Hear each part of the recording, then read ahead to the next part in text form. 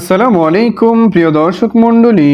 মহান আল্লাহ রাব্বুল আলামিন কোরআনুল কারীমের আয়াতে কারিমায় তার প্রিয় হাবিব মুহাম্মদ সাল্লাল্লাহু আলাইহি সাল্লামের প্রতি দরুদ ও সালাম পাঠ করার তাগিদ দিয়েছেন।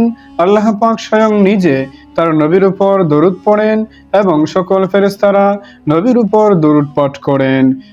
আল্লাহ রাব্বুল আলামিন রাসূল করিম সাল্লাল্লাহু আলাইহি সাল্লামকে ভালোবাসতে নির্দেশ দিয়েছেন, আর রাসূল করিম সাল্লাল্লাহু আলাইহি সাল্লামকে ভালোবাসার নিদর্শন হলো প্রিয় নবীর প্রতি বেশি বেশি দরুদ শরীফ পাঠ করা। দরুদ শরীফের অনেক ফজিলত রয়েছে।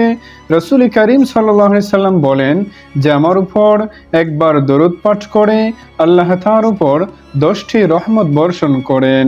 অন্য হাদিসে এসেছে রাসূল করিম সাল্লাল্লাহু আলাইহি সাল্লাম ইরশাদ করেন, যে ব্যক্তি আমার উপর একবার দরুদ পড়ে আল্লাহ পাক তার উপর 10টি রহমত নাজিল করেন এবং তার 10টি গুনাহ মাফ করেন। সুবহানাল্লাহ। তাহলে দরুদ শরীফের অনেক ফজিলত রয়েছে, অনেক উপকারিতা রয়েছে। দরুদ শরীফের অনেক উপকার রয়েছে, যেমন 1.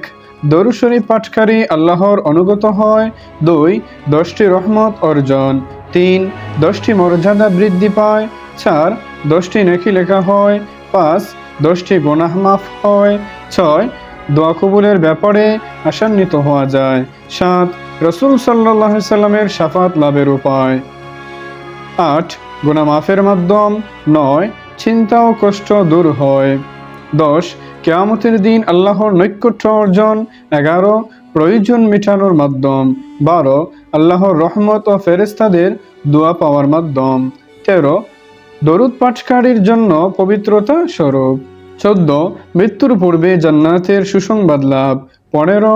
ভুলে যাওয়া বিষয় মনে হওয়া। 16. মজলিসের পবিত্রতা। 17.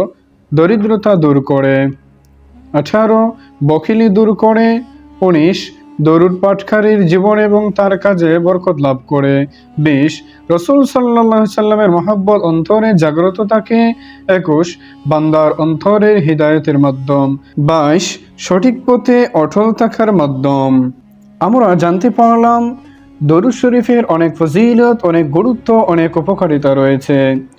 বিভিন্ন শব্দে রাসূল সাল্লাল্লাহু আলাইহি সাল্লামের উপর দরুদ পড়া যাবে, তবে ইমাম নববী রাহমাতুল্লাহ আলাইহি বলেন সবচেয়ে উত্তম শব্দের দরুদ হচ্ছে এই দরুদ শরীফ। আল্লাহুম্মা সাল্লি আলা মুহাম্মাদিন ওয়া আলা আলি মুহাম্মাদিন কামা বারাকতা আলা ইব্রাহিম। তবে অন্যান্য উলামায়ে কেরাম হাদিসে বর্ণিত দরুদকে উত্তম দরুদ বলে আখ্যায়িত করেছেন।